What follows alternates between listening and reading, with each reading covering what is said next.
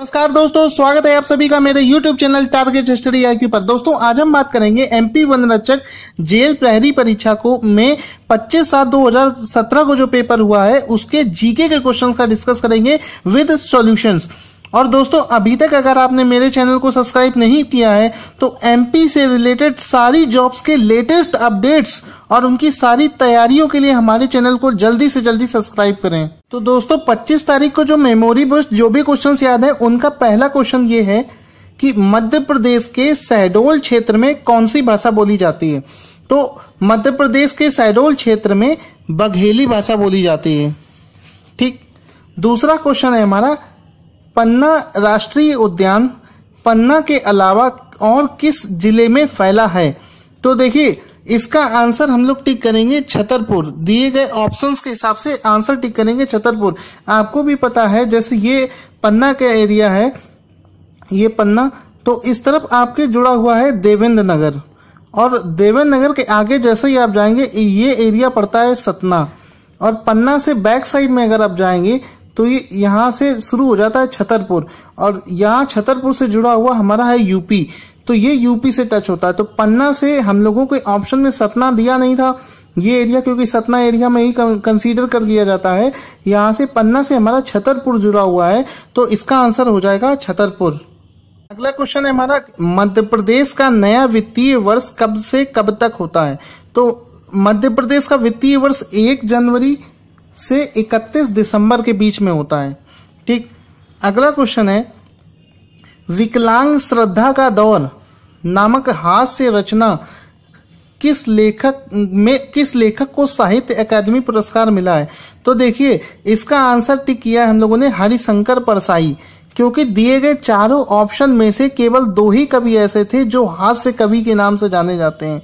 उनमें से दूसरा था राहत इंदौरी, लेकिन राहत इंदौरी ने कोई इतना बड़ा साहित्य के क्षेत्र में योगदान नहीं दिया है कि उनको साहित्य अकादमी पुरस्कार दिया जाए। तो इसका आंसर हो जाएगा हरिशंकर परसाई। अगला हमारा है क्वेश्चन, ओरछा किस जिले में स्थित है। तो ओरछा हमारा टीकमगढ़ एरिया में स्थित है। आपको एक चीज और बता दूं कि जो हमारा ओरछा एरिया है, जैसे ये एरिया ओरछा है, ओरछा एरिया अगर यूपी की साइड चलेंगे आप तो इस तरफ पड़ेगा झांसी, और अगर आप MP साइड बात करें तो इस तरफ पड़ेगा टीकमगढ़। तो अगर आपके ऑप्शन में झांसी अवेलेबल रहेगा तो ये यूपी वाली साइड होगा, तो आंसर आप टिक करेंगे झांसी। लेकिन MP के साइड अगर ऑप्शन में आपके टीकमगढ़ है, झांसी नहीं होगा, तो ऑप्शन टिक करेंगे टीकमगढ़। लेकिन ये डाउट आप क्लियर रखेंगे कि झांसी से भी टच करता है और टीकमगढ़ से, ओरछा टीकमगढ़ से भी सटा हुआ है। हाल ही में मध्य प्रदेश विधानसभा ने किस नदी को मध्य प्रदेश की प्रथम जीवित इकाई नदी घोषित किया है। तो मुझे नहीं लगता कि इस क्वेश्चन में आपको कोई डाउट होना चाहिए, क्योंकि मध्य प्रदेश में सबको पता है कि सबसे बड़ी नदी जो हमारी जो जीवित इकाई जिसे माना गया है वो नर्मदा नदी है। और MP से रिलेटेड नदी का अगर कोई भी क्वेश्चन पूछा जाए तो 90% चांसेस होते हैं कि उसका आंसर नर्मदा ही होगा। तो इसका आंसर हो जाएगा हमारा नर्मदा। चेतियागिरी मंदिर कहाँ स्थित है। तो चेतियागिरी मंदिर मेनली किस चीज, बौद्ध धर्म से रिलेटेड मंदिर है, ये तुम्हारा सांची में स्थित है। कालिदास सम्मान किस क्षेत्र में नहीं दिया जाता है। तो कालिदास सम्मान हम लोगों को पता है कि इन संगीत, नृत्य, नाट्य, इन तीनों क्षेत्रों में दिया जाता है, बट साहित्य के क्षेत्र में हमें कालिदास सम्मान नहीं दिया जाता है। अगला क्वेश्चन था, मध्य प्रदेश की स्थापना दिवस कब है। तो मध्य प्रदेश की स्थापना दिवस 1 नवंबर को है। कैप्टन फॉरसिप ने निम्न में से क्या खोजा एवं विकसित किया। तो देखिए हमारे पास ऑप्शंस जो दिए गए थे मांडू, ओरछा, पंचमढ़ी, इनमें से देखो कैप्टन फॉरेंसिप थे, वो सबसे पहले इन्होंने क्या किया था, ये पंचमढ़ी नामक एरिया में आए थे, जहां पर ये पंचमढ़ी एक एक्चुअली में हिल स्टेशन है। ठीक है, तो इसमें क्या पंचमढ़ी, कैप्टन फॉरेंसिप ये पंचमढ़ी में आए थे, तो इसी एरिया को इन्होंने डेवलप किया था। वहां पे अपनी छावनी वगैरह डेवलप की थी और वहां पे कॉलोनियां विकसित करी गई थी। तो इस वजह से ये 1857 में कैप्टन फॉरेंसिप ने पंचमढ़ी में उस एरिया की खोज करके उसको विकसित किया था। मध्य प्रदेश निम्न में से किसका बड़ा उत्पादक है। तो देखो इसमें ऑप्शन थे तेंदुपत्ता और इमारती लकड़ी।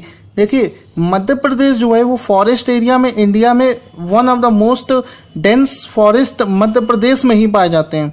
और मध्य प्रदेश में जब अगर फॉरेस्ट ज्यादा है तो वहां पर हमें इबारती लकड़ी और तेंदुपत्ता काफी मात्रा में पाया जाता है। तो इसमें दोनों ऑप्शन हम टिक करेंगे, तेंदुपत्ता, इबारती लकड़ी, क्योंकि साल, सागौन जिनसे ये इबारती लकड़ी बनाई जरूरत होता है, ये सारी चीज मध्य प्रदेश में बहुत ज्यादा पाई जाती है। तो ये दोनों ऑप्शन सही होंगे।